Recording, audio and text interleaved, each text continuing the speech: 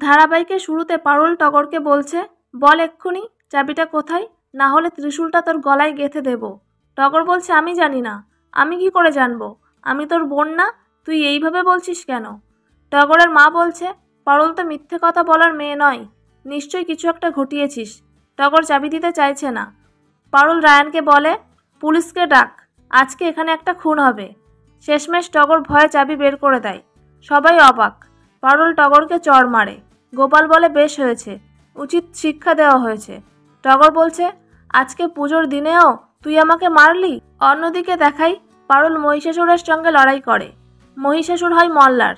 তারপর তড়িতে গিয়ে শিরিনকে মহিষাসুরের মুকুট পরিয়ে ধাক্কা মেরে পারুলের কাছে দেয়, আর পারুল শিরিনকে বধ করে। লাইভ পারফরমেন্স শুরু হয়। লাইট অন, সবাই হাততালি দিচ্ছে।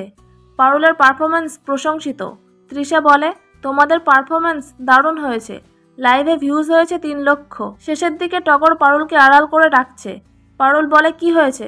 টগর বলছে, সবার সামনে আমাকে মারলি, কিন্তু আমি নিজের ইচ্ছেই কিছু করিনি, ওই শিরিন আমাকে করতে বলেছিল। পারুল আবার টগরকে চড় মারে আর বলে, এটা তোকে ভুল ধরিয়ে দেওয়ার জন্য, তুই ওর কথা শুনে কাজ করেছিস তাই। তারপর দাদু ও পিসিমণি পারুলের প্রশংসা করে। রায়ান বলছে, আজকে অনেক আনন্দ হলো, অষ্টমী আসতে দাও, সবাই টের পাবে। এখানেই আজকের পর্ব শেষ হয়। এই ছিল আজকের পর্ব। পরবর্তী পর্ব দেখতে চ্যানেলটা সাবস্ক্রাইব করে রাখবেন, আর ভিডিওটি ভালো লাগলে লাইক কমেন্ট করে দেবেন।